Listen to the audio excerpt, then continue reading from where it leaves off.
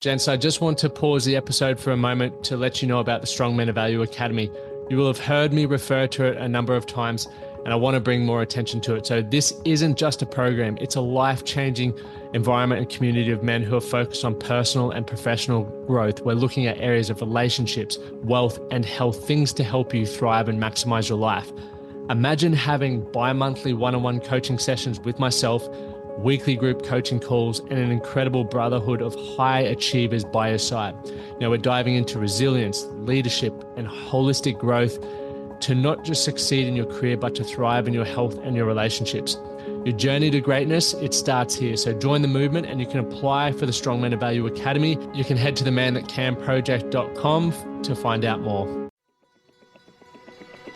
You're listening to The Man That Can Project with Lachlan Stuart, a global movement created to empower men and open up what's really going through their minds by having real and raw conversations about life's unique challenges and our individual ways of processing it all. Welcome to The Man That Can Project.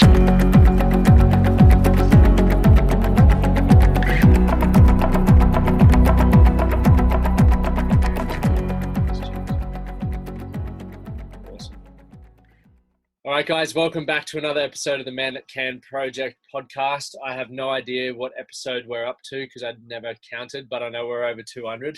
So I always hear people introduce and go, episode something. I'm like, I'm not even going to bother recounting at this point in time. But today I'm stoked to have Sam Robinson on the other end of the line. I'd love to do this in person, but you're across the ditch in New Zealand.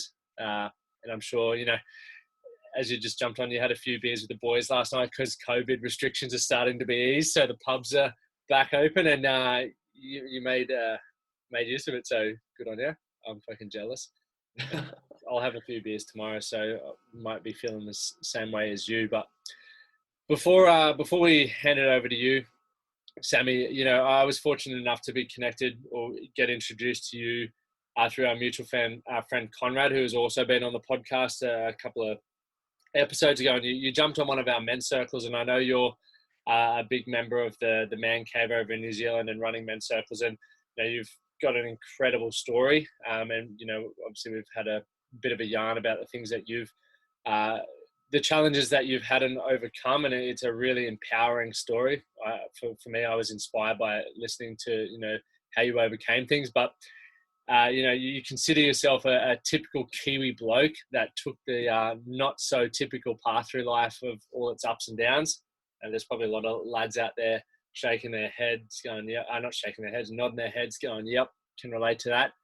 Born and bred a farmer, but you got sick of that tough as nails stigma and made it your mission to break that mold, which is, like I said, it's extremely inspiring. And, I think that's one thing that I really got drawn to about you, is I can relate to you are just real raw and to the point, and you don't have any facade. You're just you, which I love and I gravitated to. So I'm really excited for you to share with listeners more about your story and what's been going on in your life when it comes to mental health and even cancer and suicide attempts and all those sorts of things. So guys, before I pass it over to Sammy, suicide will be spoken about in this episode.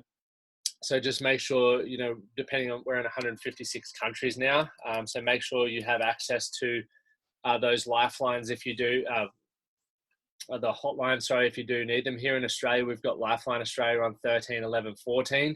If something does trigger you, or if, before you even want to go further into this episode, make sure, if you're not in a space where you feel comfortable listening to this, jump to the next episode. We won't be offended at all.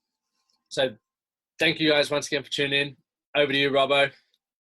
Yeah, good on. Thanks for having me, mate. She's interesting times, and like you're saying, this precursor is going to be pretty raw, and there'll be a fuckload of swearing because I've got a real bad swearing habit. But yeah, me, shit, like you say, born and bred farmer in a wee small town called Methven. Sort of 1,800 people there. Yep. Family farm, and I was sort of the only son, had an older sister. And obviously Kiwi blokes, Aussie blokes as well, and blokes around the world have there's always been that thing that you've got to be this sort of strong one and show no pain, no weakness, and just get on and do shit. And it's pretty much what I did. So all through my life growing up, all I was doing was well, I thought I wanted to be a farmer. To be fair, I had no fucking idea what I wanted to do, but it sort of got pulled into it. So just a family were originally crop farming, um, grazing stock, and then converted to dairy. And yeah, just sort of my upbringing, I always sort of had some anger issues as well, um, which, yeah, I sort of let get to me every now and then. But my old man was quite notorious for it as well. Not violence, but he'd just sort of snap and fucking yell and fuck this and walk off. And that's one of my earliest memories. He probably doesn't even remember it. We were shoveling grain and I must have done something wrong like fucking usual. And just the shovel came flying across at me. And I don't know if he was even meaning to throw it at me, but that just sticks in my mind. And that's fucking probably 20 years ago. God knows how long. And there was just little things like that that just sort of built up and built up. And then going through school, I know all the pressure. I'm my own worst critic. Yeah, nothing's ever good enough for me. I wouldn't call myself a perfectionist, but I'm way too hard on myself. And then I was sort of naturally smart at school. I don't know how, just fucking knew stuff, didn't have to study. Man, I'm jealous for that because I was the complete opposite. Yeah, mate, it had its perks. You could just walk in and nail a fucking test and piss off and be done with it. But it got to the point where that sort of knowledge came to an end, and then I didn't know the shit at school, and I'd have to study, but I'd never learn how because I never had to, and I'd get frustrated. And yeah, it was kind of weird. And then I got head boy at school, which was a bit odd. It was cool, but oh fuck, probably shouldn't say it, but I wouldn't recommend it.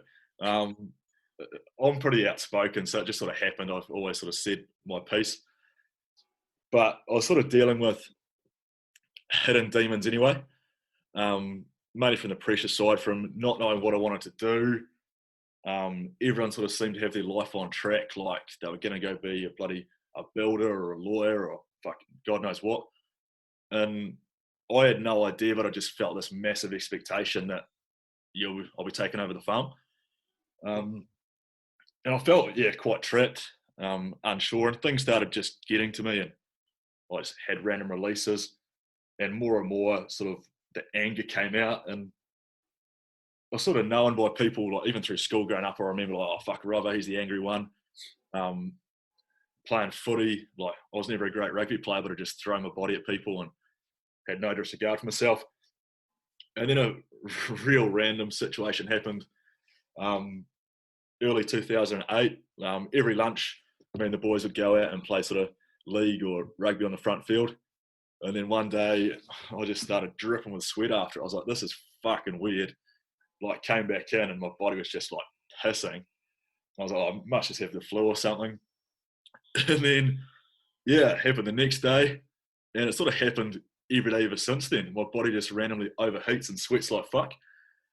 And that was just another sort of nail in the coffin. You found out why with that, or? Oh, it's quite common called hyperhidrosis, which people sort of get mainly just like foreheads or hands, like they're sweating their armpits. Yep. But for some unlucky people, it's like your whole body. Yep. And they went through different things. I'm on sort of random meds trying to dry me up as such, but the first doctor I went to about it was just like, oh, well, you're just gonna have to get used to it. I was like, well, fuck you, because that's, as a 17-year-old bloke sort of on the peak of his powers, like you think. The peak of his powers, I love that. That's all ultimate. Life's just about to start, and I was getting out and about with people, like beers with the boys, girls, all that sort of shit. And all of a sudden I was so worried about fucking sweating. And like I'd sweat straight through a shirt, be pissed on my head, or I'd be embarrassed to go anywhere. I didn't want to go anywhere. In fact, my final head boy speech at school was standing on the stage, and I've done plenty of speeches before that. I got that worked up, I sweat through my whole suit, and I was standing on stage for my speech just dripping. Finished my speech, walked outside and fainted. I just like lost much fluid. Final head boy speech. Yeah, and so that was fucked. Like those prize givings are boring as fuck anyway, so it's quite good I got to miss like the next hour of it because I just went and chilled outside. But that just sort of put me in a stead, and it just kept building and building. And I was still, working on the farm, not knowing what I wanted to do. Got to this point with a sweating thing on top and said, fuck it. There was an expectation sort of as head boy that you were going to achieve something with your life.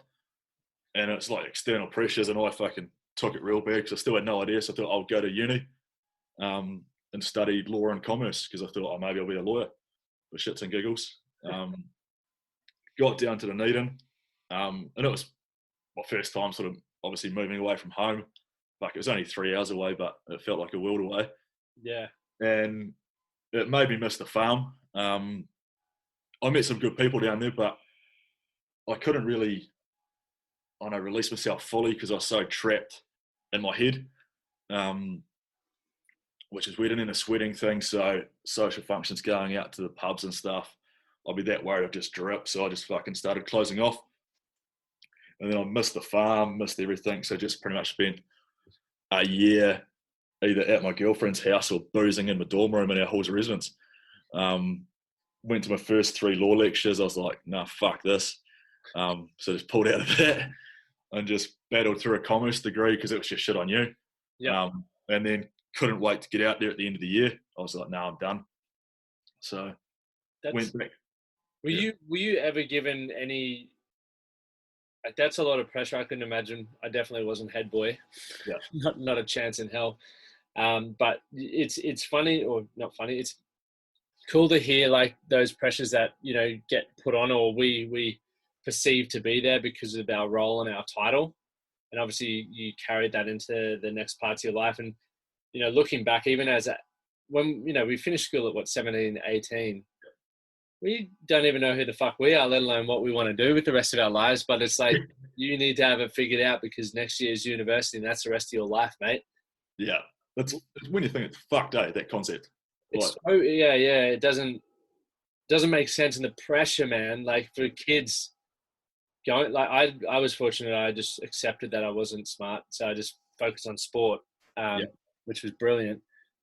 But, dealing with those pressures, I know there's going to be a lot of people who listen to this that, some people might even be going to school right now or just have pressures in different areas of their life that may not have, they've never really checked in on it. Did you have any strategies back then that you used, or do you have any strategies now for dealing with pressure or stress? It's, to be honest, I still really struggle with it. I ruminate in my head so much, I struggle to get them away. But now, I do a bit of mindfulness stuff. Yep. Just take space for me and take reality, and sort of trying to think to myself now that it's my life, sort of fuck other people. As rough as it sounds, like they're not the ones that have to live in my head and feel it. So if I don't put as much pressure on myself, then I couldn't give a fuck what someone else thinks now. I used to be so caught up in it and like social pressures and comparison theory and like always looking and worrying what others have and sort of stuff like that and making you feel shit. But now it's just like, fuck, especially in like these COVID environments, like we've only got one life, and I know it sounds cheesy, but fuck, you give it a good nudge rather than try and please everyone else. 100%. So where'd you go to next? Like obviously you went just to focusing on commerce. Yeah. And what? Yeah. So then I made the call when I was back on the farm. Weirdly, it was almost like because I needed something to do, but then I was like, oh fuck, I'll shoot to the local uni here at Lincoln and do like a bit of farm commerce stuff as well. Yep. And that lasted 6 months, and I was like, nah, this is a fucking joke. I hate this learning. I'm way more practical. So I went back to the farm, and that's probably where all the shit started even more, to be fair. We're just converted to the dairy, whole new pressures, fucking the old man, I'm a lot like him. I used to be a real shit communicator. Like there was never any praise or anything. It was always only the stuff that had gone wrong. And the way we'd set up our family farm, it was reliant on either Dad or I pretty much having to be there the whole time. Yeah, right. And so we had other staff as well, but things were always going wrong. And that's what happens when you deal with people. And the old man had never had any other staff really apart from me. Previous, like, fuck, you can yell at me, call me a useless prick and all this sort of stuff, but you can't really do that to anyone else. Yep. But he was still stuck in that mold. So I was having to be that middleman of trying to run this farm and stuff as well as him, keep our staff happy without fucking a shit fight happening. And yeah, Dad and I we just got worse and worse. Like we were living together with Mum and stuff, and there's never any escape. Yep. Then I got my own wee house, which was good, my own wee space. But just the farm pressures never ended.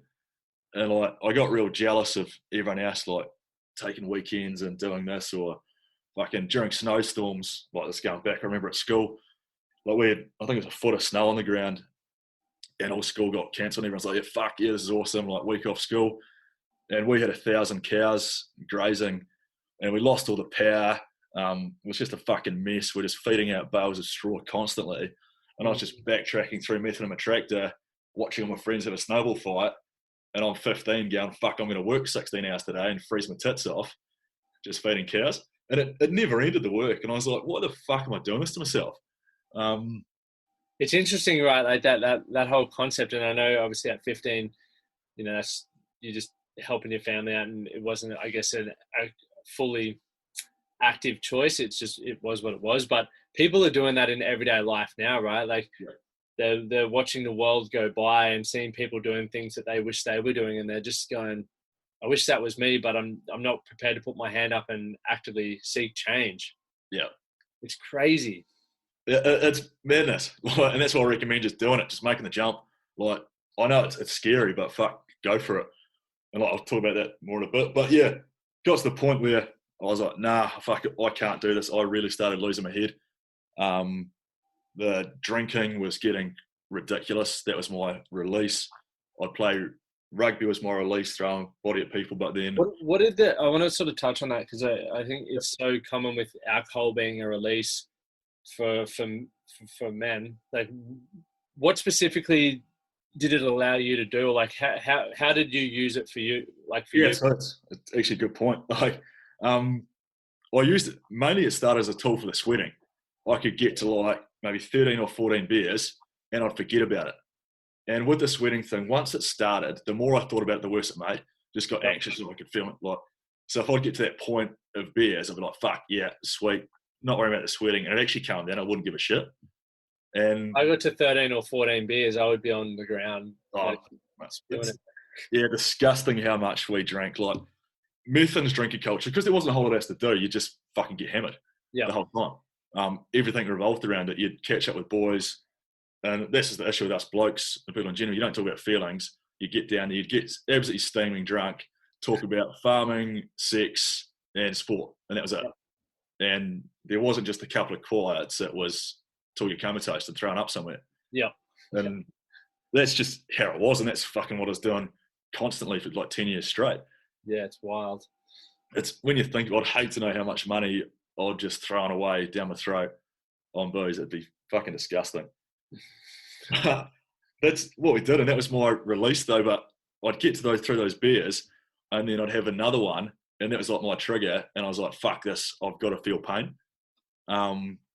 So, well, I'm not a big bloke. Fuck, I'm only 6 foot, but I had this no fear at all. I'd just get in a fight. I'd want to be hit to like get my release out, and then when I was hit, I was like, "Fuck this! I'm gonna hit him back," and I just didn't stop. So I'd just get myself involved in any fight there was. I'd start fights at the pub with the biggest bastard there was, get in his face. If there's any other fights going on, I'd jump in there and just start throwing. And I kind of wish that I got the shit beaten out of me early on, because it might have stopped it. But I just some weirdly never lost. And I was like fucking riding this high and just backed myself.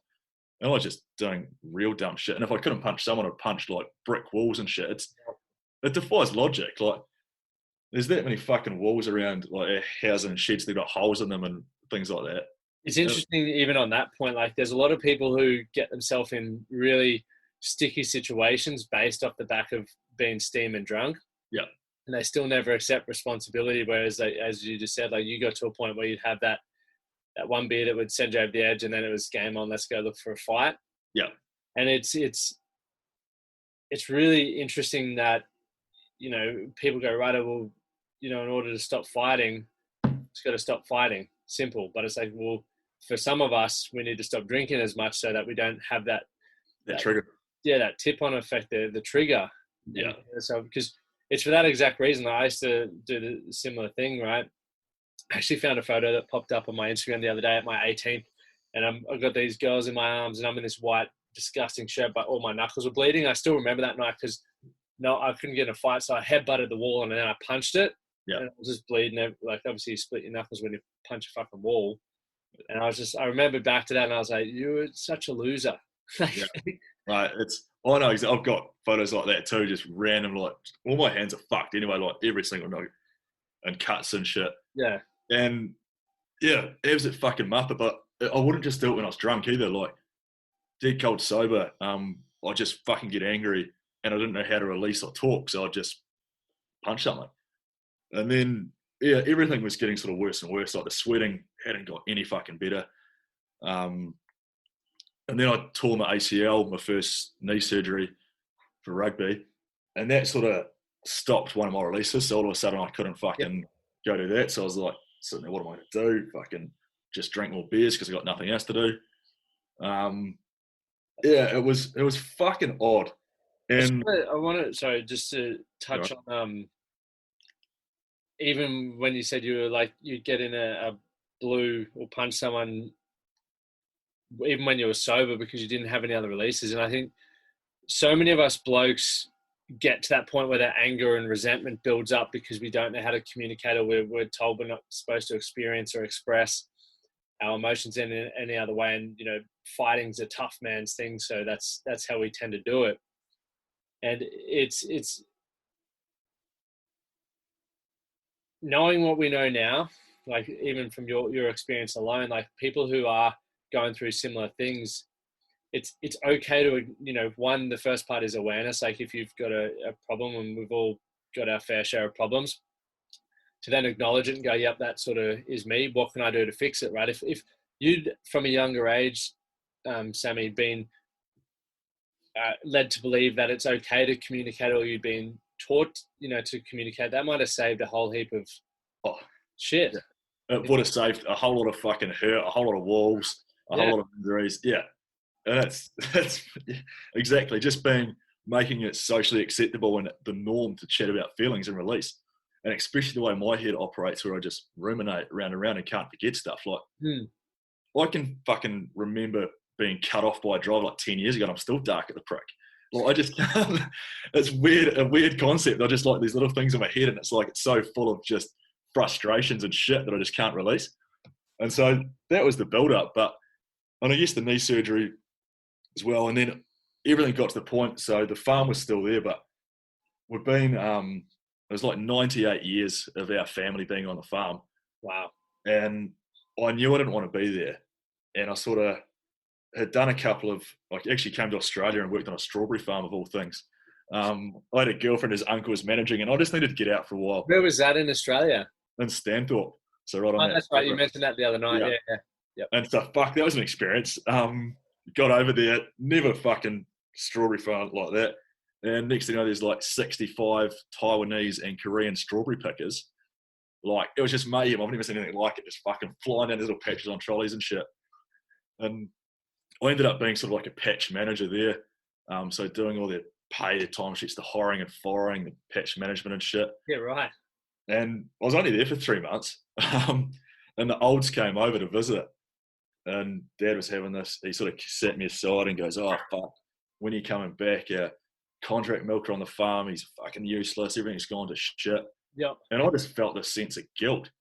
And because the original plan was for me to go to Aussie to earn a shitload of money real quickly and then go on my OE to Europe, like most Kiwis do a 2-year stint. Yep. So pretty much a week later, I was back in New Zealand. Do you wish you stayed over here, or are you happy you went back? A bit of both. Like, I felt like I was being taken advantage of on the strawberry farm a bit. Like, who gives a fuck if you say it? Like, my girlfriend's uncle, he was the overseeing manager, and he sort of realised what I could do and capable of, and he just sort of stepped way back and took the piss. So you start picking strawberries, like, you're up at 4, and you try and beat the heat and stuff. And then so we'd pick till about 12. Then I'd have a bit of lunch, and then I was in the workshop fixing trolleys. Then after that, I was spraying. After that, I was doing like fertigation. And I might not finish till like 10 at night or something. And then you're up at 4, and he was just nowhere to be seen again. I was like, fuck this. And he was on a huge wicket pay-wise. And I was getting paid handsomely too, like fucking, but I was like, nah, fuck this. So yeah, and we were living in this shared house with this fucking couple of Koreans and some others, and I just need my space every now and then. I just got that frustrated. And Stanthorpe's in the middle of fucking nowhere, to be fair. Like, Yeah, I know. Yeah. there's a local pub down there, so I had a few there, but nearly got in a fight, and I was like, fuck, I can't be doing this shit over here. So I was glad to get back to New Zealand, but it was just unfortunate that I felt that pressure to do it. Yep. So I actually came back and did that for, it was probably a year. I was still with the girlfriend at the time, and then she went on a trip to Europe with all her mates. Yep. And I was like, nah, fuck it, see you there. So she went a couple of months before me. And so I applied for my 2-year work visa and thought, fuck yeah, I'm going to go to Europe, get out of the farm, and may come back and want to be a farmer, sort of thing. So went over there, did sort of 3 months traveling. It was weird because my girlfriend at the time, like, I was fucking hard to deal with because I couldn't cope in my head. Obviously the drinking didn't think, like, I was never violent to her or anything, but I fucking punched people in front of her, blowing down doors and shit like that. And looking back, we didn't have the best relationship. Yeah. And like, I'd fucking cheated on her like a year before that, sort of fucked up. And so it was still, probably wasn't the best building blocks, but went over there, met some real cool people, saw some cool sights, but the sweating thing was still there. Yep. She was real good about it. So I was probably more, like, she's a lovely girl, a lot of time for her, but I was probably more there for the comfort side as well, like having that person that I didn't have to hide it from. Yeah, 100%. And then, so I was bouncing around Europe and then thought, fuck, I actually don't want to be with this girl. Like, typical, you're going through like a Kentucky tour, you're pissed for 30 nights straight. Shit's going to kick off. And so, fucking, we're supposed to be there for 2 years living there. We were looking for a flat. I'd just got offered a job, being a builder's labourer. Yep. I'm pretty handy with my hands being a farmer, but I had no certs. So I was going to get paid like something stupid, like fucking £9 an hour. And the rent was going to be like £600 a month or something stupid. Wow. Like for a child. And I was like, this doesn't fucking add up. This is not what I'm here for. Thought, I could go farming sort of up north of the UK and stuff. But got this building job anyway. And then got this phone call from mum and dad. I think it was mum actually. And she's like, oh, your dad's not too well. Fucking things are struggling here. His mental health, the pressure, everything else. And I was like, oh, fuck, well, I'm supposed to be here for 2 years. The situation wasn't great. Like, I wasn't happy with this building labouring job that I was about to start the next day. Yep.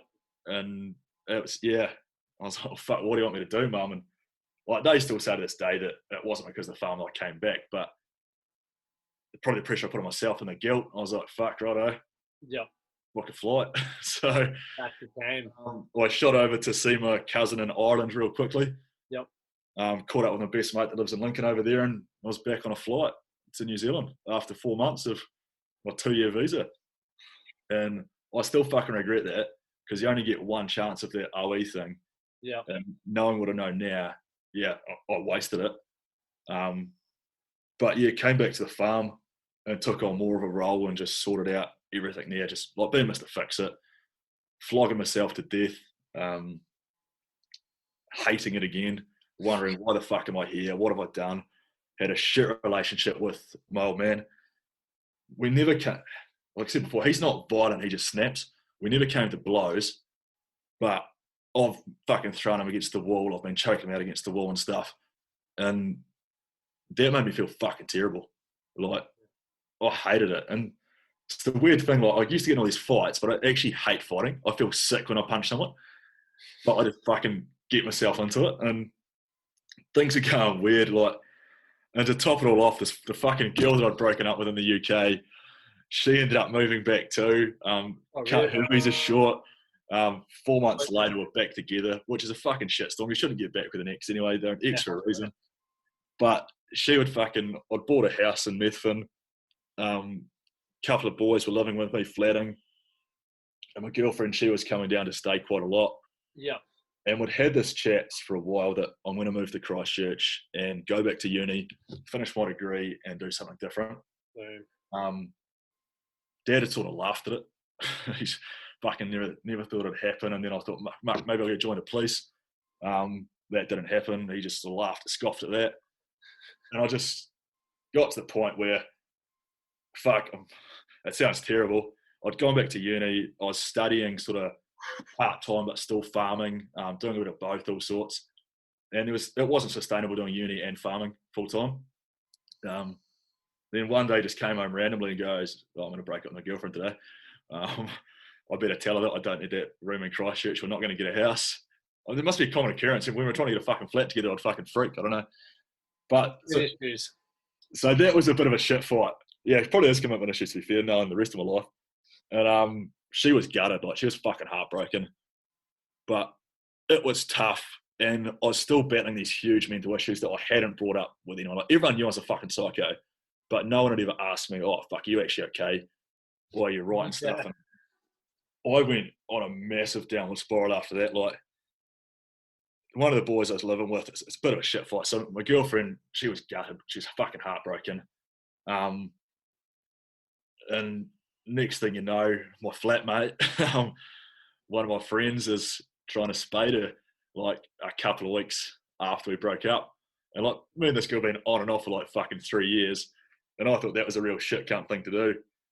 And we happened to be at our end of season rugby piss up. And I think I was fucking semi-injured again, like usual.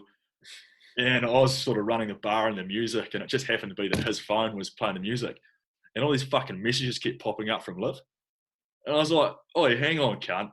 Spoke to one of my good mates, and he's like, oh, bro, I don't know. I've heard rumours. I was like, well, this is shit. I fucking live with him. And he's sort of up to this. And obviously that she fucking was trying to spite me, but went up and said, oh, mate, I think we need to have a chat.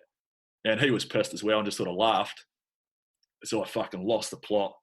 Thought I'll be responsible here and I'll go outside and try and cool down. And one of my good mates came out and goes, oh, Robbo, let's just go down to the pub instead. We'll just get out of here. Which wasn't a great idea. Another couple of pints and he walked in. I just went over and fucking punched him in the face. And I was ready to go. I was fucking in kill mode. Testosterone, anger, disappointment, bitterness. And he's still living with one of my flatmates at the time. So it's not a real good situation when you punch one of your good mates, one of your flatmates. And Methven, we were a small crew of boys that everyone together really fucking put the cat amongst the pigeons. Like, I just decked one of my mates.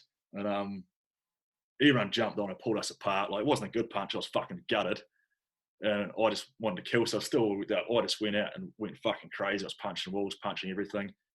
Went into the bar over the road, just fucking walked straight and slammed the door, but missed my punch slightly and hit the door frame. And next thing you know, these two fingers were sitting back here, dislocated, and I didn't care. I just sort of carried on and went and got a beer. Went down to the next pub and they were like, what the fuck's wrong with your hand? And I saw just fingers are back there and I was like, oh fuck, it's not really too good. Give me a bag of ice and a pint. So I just sat there and got fucking steamed. I was so worked up. I was by myself. I was angry. Woke up the next morning and I think it was my grand's birthday and I fucking didn't want to show my parents. I was hungover as fuck in the car on the way there. And it had started to hurt the next morning, obviously. Yeah. And we battled through that and about 4 o'clock I was like, fuck, mum, I think you better take me to the hospital. And she's like, what do you mean? And I pulled my fucking hand out and it's like the size of a balloon and my fingers are still back here and shit. And she's like, fuck. So next thing you know, I'm in the hospital and they're like, oh, fuck, x-ray that. They're obviously dislocated, going to pull them back, couldn't get out, did an x-ray and I was smashed on my metacarpals. So I had to go have surgery because I worried there's nerve damage and now I've got pins and screws and shit all through it. And it was fucked. But that just completely... yeah, that changed everything. All of a sudden, I'd alienated myself even more. I'd pushed a fuckload of friends away. I thought I was on the right. Like, it was a shit can't move on his part. But people, maybe I shouldn't have hit him. I don't fucking know. But all of a sudden, I felt lonelier and lonelier than ever. And I'd been on antidepressants for about 5-6 years at this point. And obviously not supposed to drink with them. And I was on a cocktail. I was coming on and off them all sorts of times. But I'd never spoken to anyone about what was going on in my head. And that was the tipping point. Everything was fucked. Like, How old were you at this point? I would have been 26, 27. Yep. Yeah. So yeah, I've been on antidepressants since I was 20. So there's a fear, but I'd never really gone. I'm pretty sure that's the timing might be slightly off. But that was it. I'd fucked myself. Absolutely fucked myself. So I felt like I had no one. None of my mates didn't want anything to do with me. I burned all my bridges. I moved back in with mum and dad because that was a safe place for me. Yeah, it was fucked. And then I fucking knew at the time, but yeah, it wasn't great at all. And I decided that I couldn't be farming.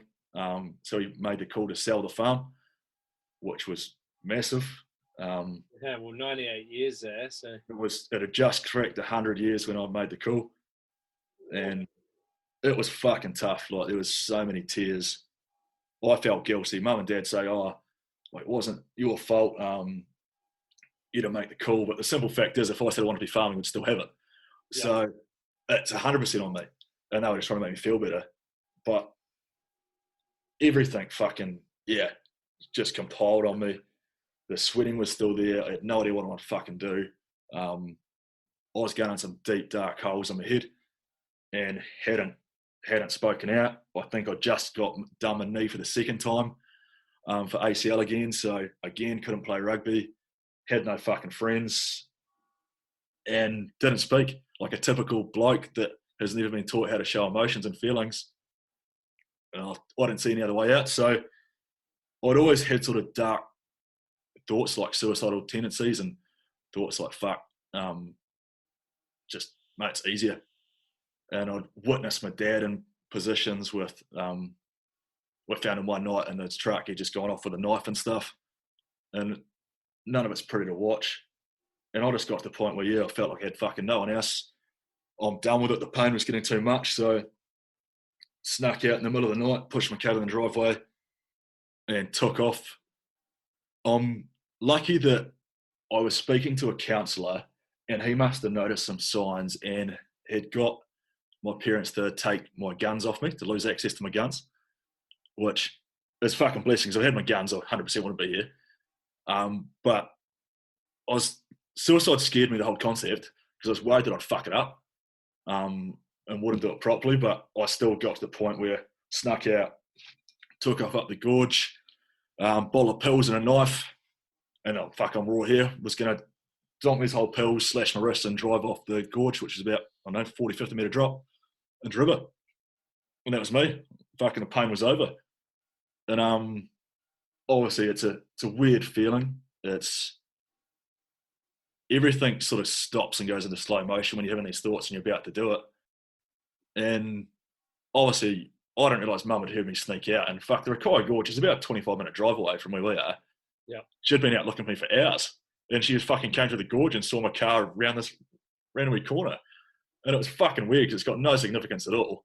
And that's when we sort of believe a firm things happen for a reason. 100%. And it was weird she found me. And I was just going through the motions. I'm a bit of a fucking wimp and blood scares me. Like, I get that sick feeling. And I was like just trying on my wrist with this knife, just trying to fucking get it to go. Yeah. And it was fucking, she just pulled up and came flying and smashed on the windows. Like, what the fuck are you doing? All this sort of shit. And I just lost it. Like, I was inconsolable. Obviously fucking tough situation for her to find out. And then it became real for the old man. He turned up.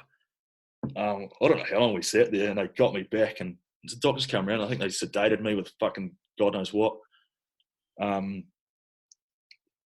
Yeah, just to try and get some sleep because I hadn't been sleeping at all.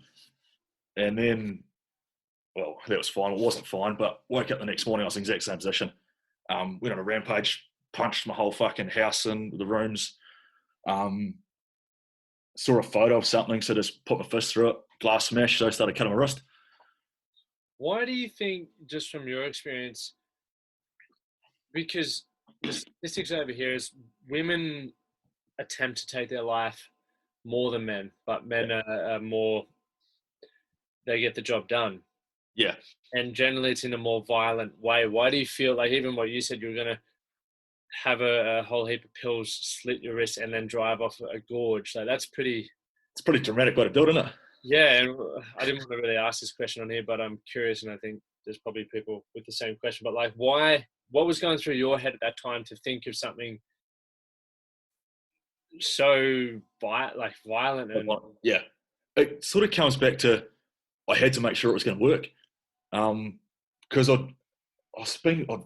in sickening way, I've been quite analytical about it, and I'd run through like, do I hang myself? Where would I do it? How would I get high enough? Would it fucking make sure I broke my neck? I thought I can take a whole lot of pills, but if I just do that, maybe I don't take enough and just end up a fucking vegetable, and that's even worse. If I just drive off a cliff, fuck, might not kill me. Why not go a 3-way combo? And surely that can't fuck up.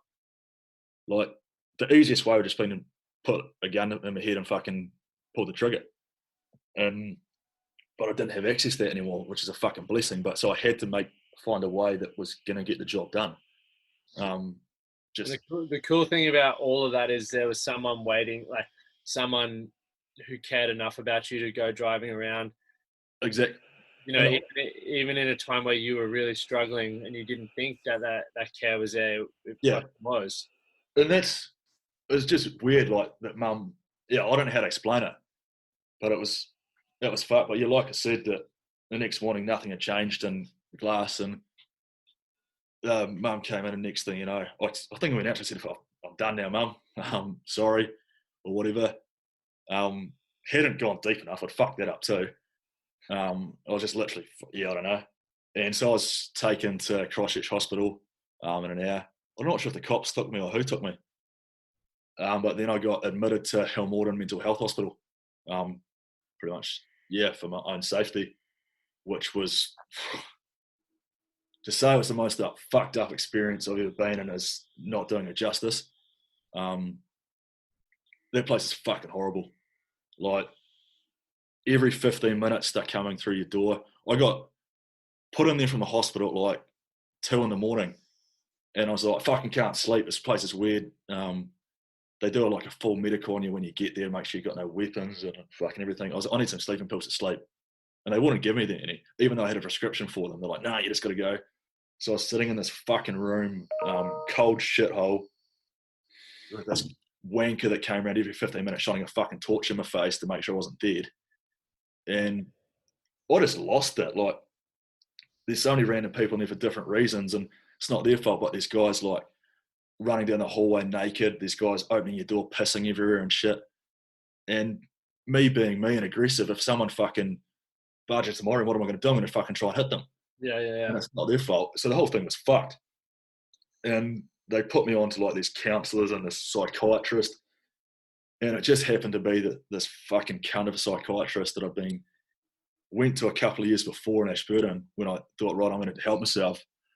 I went to him one day and he, sweet, thanks, great chat, felt better out of there, went back to like the week after and goes, oh, I've lost your notes, you're going to have to start again.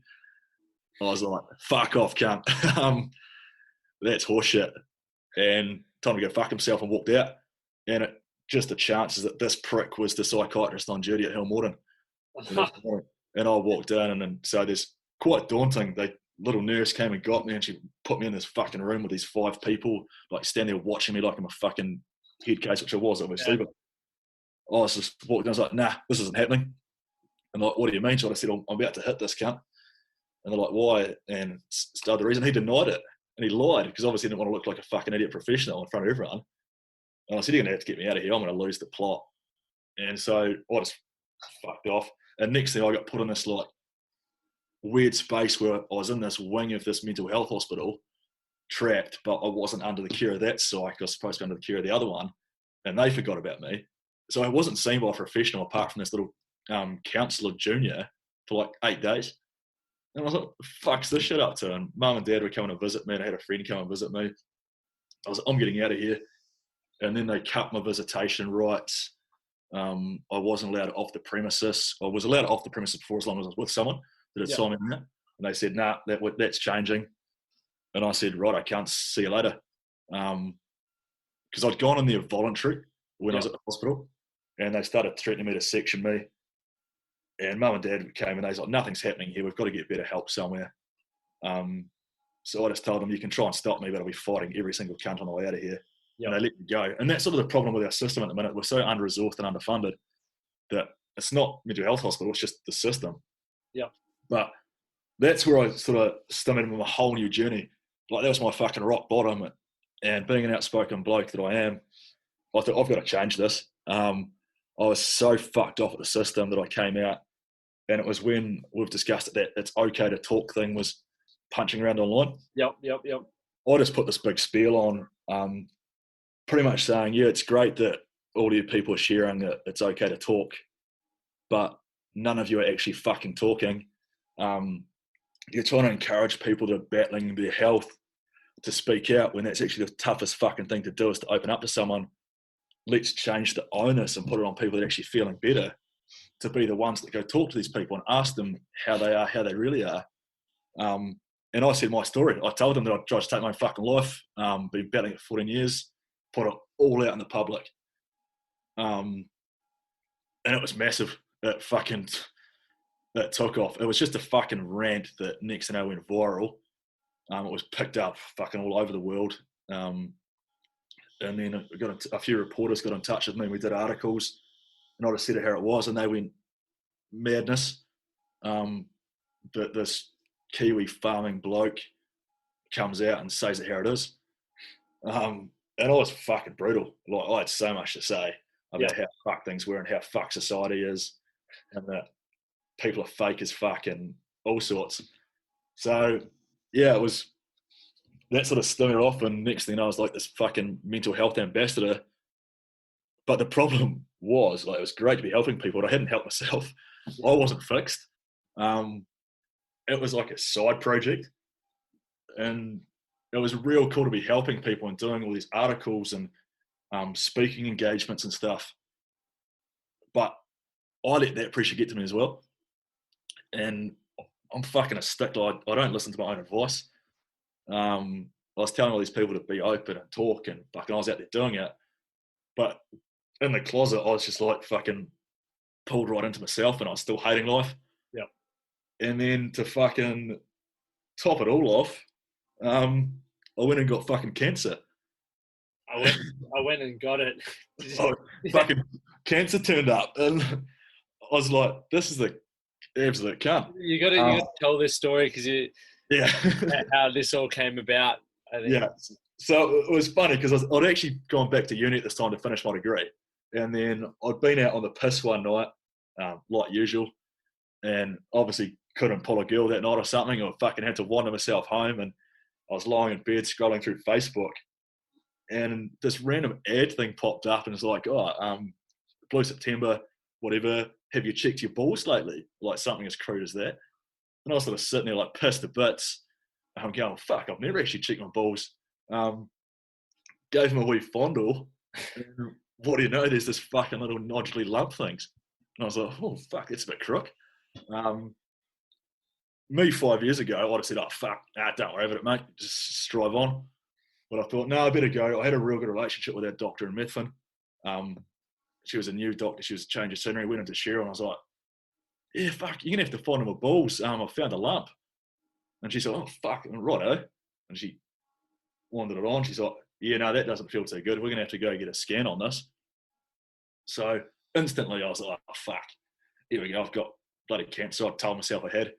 And then it sort of went into this weird trance. So they booked in an ultrasound, and I've got such a vivid memory. There's these, you walk into this room, this poor little girl, she would have been all of fucking 20, was doing an ultrasound on my bloody testicles, which is weird. Oh fuck, I get nude all the time anyway, so I was open with being nude, but she was like, didn't know how to look me in the face. So I was trying to make general chit chat, and fucking, there's these big fucking plasma TVs in front of you lying on the bed, and she started on the right testicle, and you can see it on the screen, and fuck, oh yeah, that's what it looks like inside. Got on the left one, and just straight away you saw these fucking like little nerd type little fucking massing in my balls. And she's not qualified to say anything. She's just the radiographer or whatever. And I was like, oh fuck, well, that's a bit of a cunt, isn't it? Like, obviously there's something in there, and she didn't know what to say. Like, she's trying to keep tight lipped. She's not allowed to give me a false like indication. I was like, oh well, there it is. And then got sent to a urologist, and they're like, yep, you got a tumour in your ball. We're gonna have to cut your testicle off because there's no way to go in and just take the tumour out because it's gonna fuck it anyway. And I was like, right. And then they test it to see if it's cancer or not. And I was like, righto. Went in for surgery, got my ball whipped out, walked out. It was weird. Yeah. And then this weird waiting game to find out if I had cancer or not. And that was the hardest fucking bit. So mum and dad were probably worse than me, but my head was going AWOL here, like the thoughts, the worries. And so mum rang the doctor and said, we're going to have to fast track these fucking biopsies or whatever. We need to know. Because I was just sitting there going, fuck, I have cancer. Where's it spread to? Has it gone anywhere? I had to go get chest x-rays, full CT scans, all this shit. And then it's phone call. Went to the doctor and she's like, yep, you got cancer. I was like, oh, cool. Fuck. Dad just lost it. Mum lost it. And I was just sort of sitting there in a trance. Went over some of the boys. I said, oh, you better come down for a pint. A medical centre's a pub right up next door, typical fucking Methven. Walked over the road, sat them down, and mum and dad were still there. And I was like, oh, well, lads, just let you know I've got cancer. And they were like, fuck. So then I went on a 4-week booze mission. I was drunk for, about 4 weeks, just getting fucking hammered. Put me in that your body probably needed. Yeah. Yeah. It was a release, like fucking, I blew out, I put on so much weight. I think I was sitting at 92 kgs before that. Next thing you know, I was 106. I got fucking fat.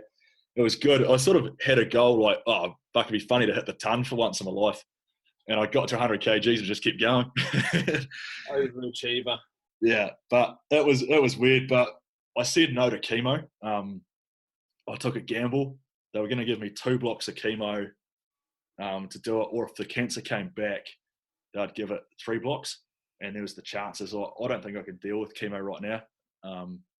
So just took the gamble and carried on. And then that's just another string. But then I started just speaking even more about it. Everyone sort of knew. Got invited to, randomly got a message, was a bit of a segue, from this girl about seeing if I wanted to come on and do a speech for this thing called Will to Live that she'd started because she lost her boyfriend to suicide. Yep. And in the rural space, she was doing this big nationwide tour to sort of get it out in the spotlight. Yep. And I said, yeah, why not?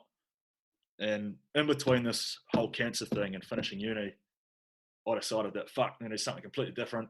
Moving to fucking Christchurch and going to be a real estate agent, which is fucking random. But so I was in the middle of that, and I was actually working for the #1 real estate agent in the world for Harcourts.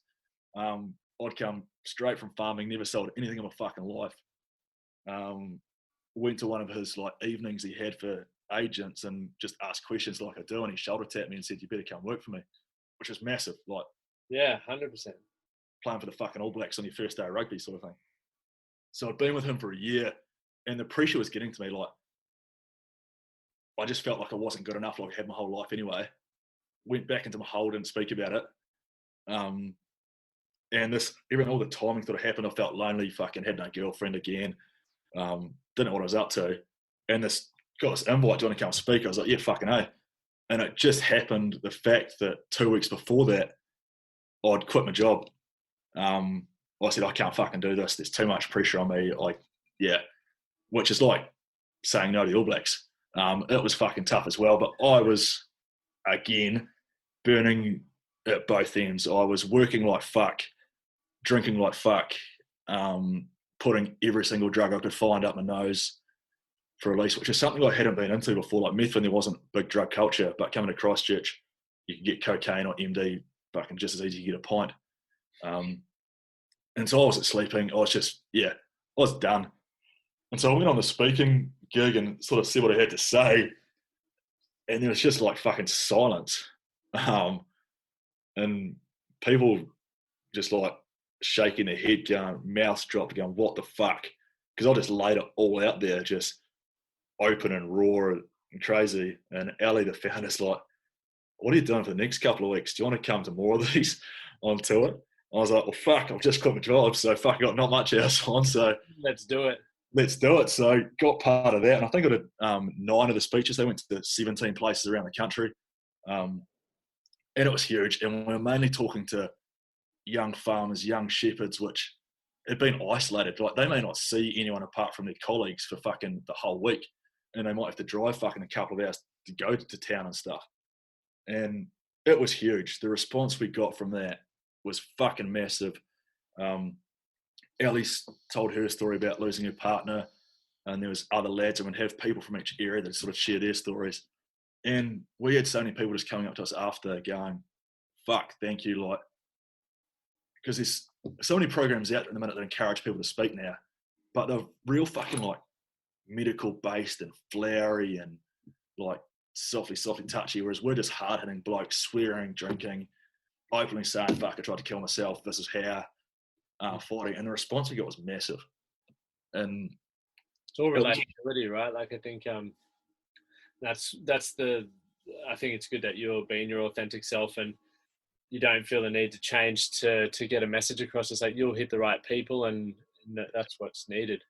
Yeah, and it's well needed. And I wish it had happened fucking 20 years ago. So that's what I sort of made it my mission, that I wanted to do more of that stuff and start bringing it to light, like how many people are actually struggling, and going for it, and like giving the tips that I sort of work with. Like, it used to be real stupid.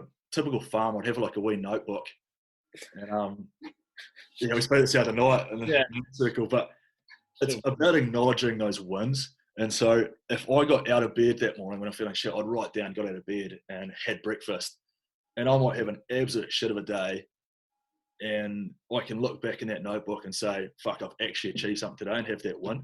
And as little as it is, and it's about just trying to pull things out. And it's odd, everything sort of was coming to a head. And I also got diagnosed with ADHD. And most people think it's the hyperactive one, but there's also one where you can't concentrate and you fucking get bored and get lost. And I was this psychologist from Auckland I was doing these Zoom meetings with. He's like, fuck, you're a perfect case. It was all masked at school as a younger age because you're too smart, but you can't concentrate. You're throwing off girlfriends because you get this, you get distracted, do half a job, nothing's ever good enough. And I was like, oh, that makes perfect sense. And that's me. That's me, but then I did nothing about it. I was like, oh, yeah, cool, another fucking label, but I've never done anything about it. I should actually ring him up and say, so what am I supposed to do to fucking sort it out? But I'll put it on my list to do. All of these things, but it was weird. So I'd come from this whole shithole of fucking trying to kill myself, lost everything, to all these waves. And it literally it's a constant up and down circle. And I'm not going to sit here and say I'm fixed. I constantly have down moments again. I actually had one just the other week. Again, turning 30 next month. Fucking all my friends are married or engaged or kids. I'm single again. Fucking, I don't know if I got bored of the last one or what. Sorry, she won't listen to this, so fuck it. And I was just like, what am I fucking doing with my life? Like, loved the people side of real estate, but I was like, fuck, do I want to be a real estate agent? I got off farming to stop working 7 days a week. That's what I'm doing in real estate. And I was sort of sitting and I trapped myself again and did listen to my own fucking advice and speak out. And as much as the work we're doing is to get rid of the stigma, there's still that fucking thing around people don't reach out and don't say, I'm having a fucking shit day, or if someone asks you, you can just blank over it. And it's just that societal fucking values at the minute, which are fucked. And that's where it comes back to the whole it's okay to talk thing. Whereas you need to be asking someone like, how are you? And they'll go, oh, you're good. And then you need to ask again, like, nah, fuck, how are you? And actually be there. So I'm working on that again to try and pull myself out of a hole, figuring out what I want. And that's why I love sort of what you've got as the Man That Can, and then like the Man Cave over here, because it's given an avenue for blokes to be blokes and just actually openly talk about feelings without the fear of judgment. You know that someone's actually fucking listening. Yeah, be a part of that conversation. Yeah, and like you get so much different perspectives and advice from blokes you'd never met before, and you can be so fucking vulnerable and burst into tears, and there's no fucking judgment. Yeah. And like, I was feeling as lonely as shit in Christchurch because I've only got a couple of close mates now. And so I felt like I was lacking, and then this fucking coronavirus thing came, and I went back to Methven for a bit. We've sort of a bit of a farm there, and I spent time with the parents, and that was cool. But then came back to Christchurch, and it's just me in my house, just alone. Can't socialise, can't do anything, alone with the thoughts. And it broke me, eh? I just woke up in tears, and I was like, fucking, it's weird. And I was actually scrolling my phone. I wrote this random, I'm not a fucking writer, but wrote this random poem fucking years ago when I was deep in the dark shithole.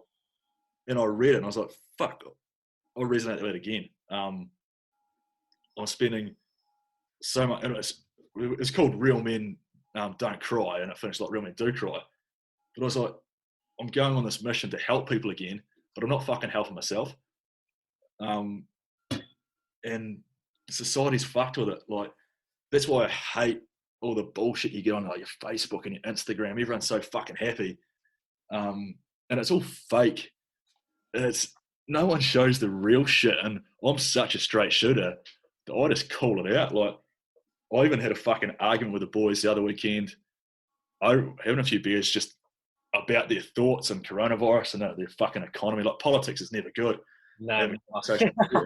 Yeah. But it was sort of, they were talking about like these people dying from coronavirus, and I was like, well, what value do we put on a fucking life? Like, unfortunately, these people passed away, but the majority of New Zealand were elderly, and there's a big case in Christchurch, like in their 80s and 90s, and they had do not resuscitate orders on them.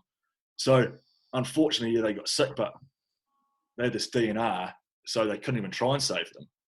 But you have this bloke in the peak of his life having a business in Auckland that's been decimated by coronavirus and takes his own life and leaves his family and kids behind.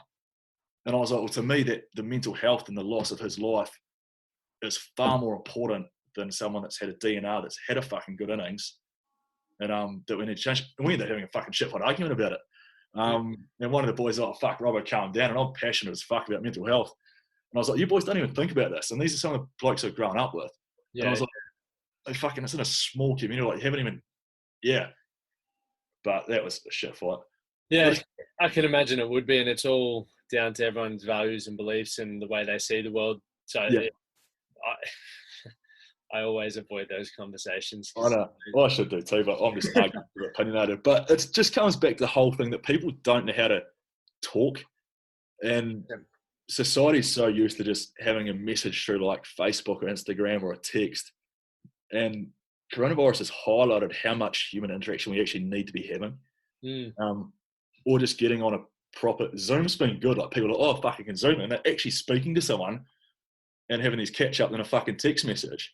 Yeah. Well, we need to take that next level and have these things in person so people can actually get it, because you're going to see a lot more from someone and how they're actually doing by seeing them face to face and sitting and having a chat. 100%. And as humans, we need to be doing that far fucking more, because, like, I know your Aussie suicide stats are horrific. Ours are horrific too. They're getting worse, and it's never spoken about. Like, I've had a few chats with lads, like the whole suicide. The media doesn't call it suicide. It's like unexplained death. It's palmed over, and it's fucking suicide. That's what it is. Like, Methven's a small town. We had a couple of young kids, teenagers, take their life a couple of years ago, and I heard these rumours going around at school that they weren't allowed to say the word suicide.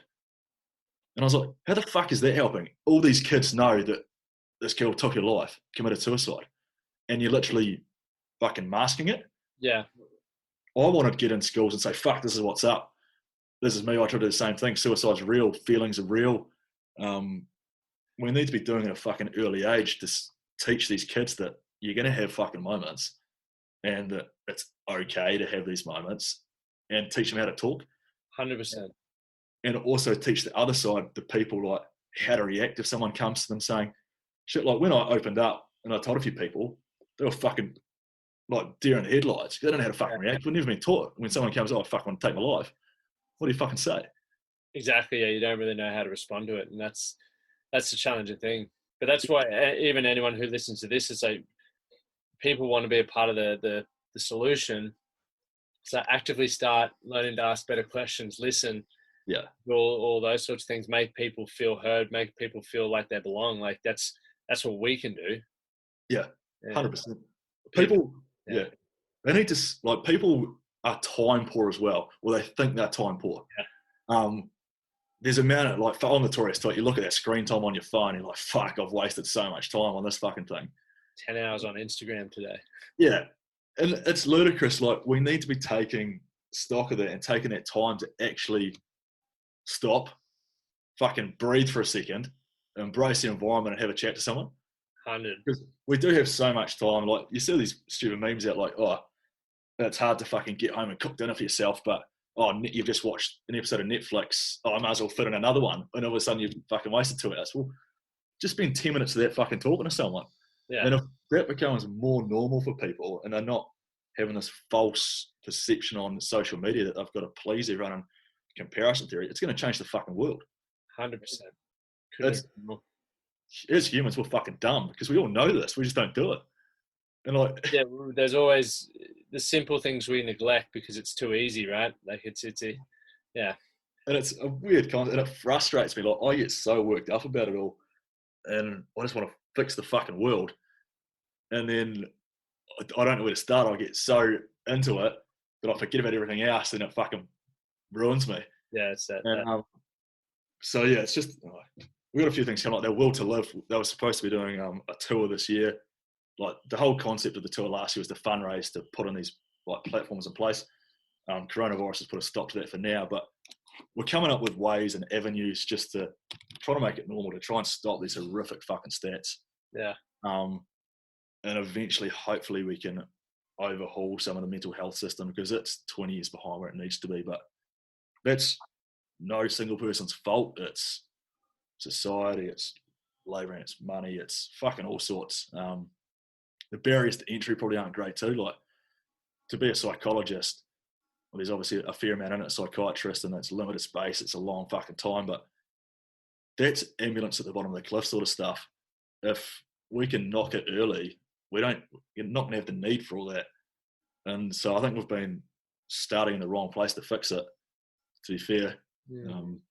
But yeah, fuck, I'm opinionated shit. I'd love to. I might just tomorrow quit my whole fucking real estate job and go into every single school in the fucking country and tell kids what's up, which might not be a bad thing. Yeah, I know. Go for it.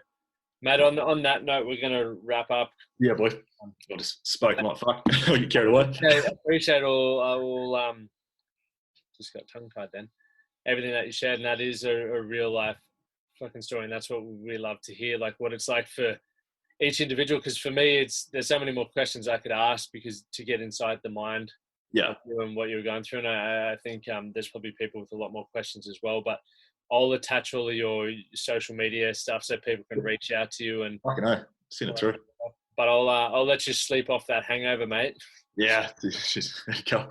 But yeah, just lastly, I want to say thanks and just tell people that it's okay. Gents, I hope you enjoyed that cracking episode with Robbo. Really incredible story, and we'll definitely make sure you check your balls lately or all the time, just to stay ahead of things that can potentially go wrong. So I appreciate his vulnerability, and the first time I heard that, I was like, mate, more people need to hear about that because that is a wild story, and he's just such a good lad. So make sure you definitely go check him out on social media. And gents, if you haven't already, or if you got value from it, please share these with blokes in your life who know will get a ton of value from it. Thank you for listening to the Man That Can Project podcast. My name is Lachlan Stuart, and I hope you enjoyed this episode and found it helpful. If you did, please take a moment to rate and review the Man That Can Project on your favorite podcast platform. And don't forget to subscribe to stay up to date with our newest episodes. We'll see you again next time.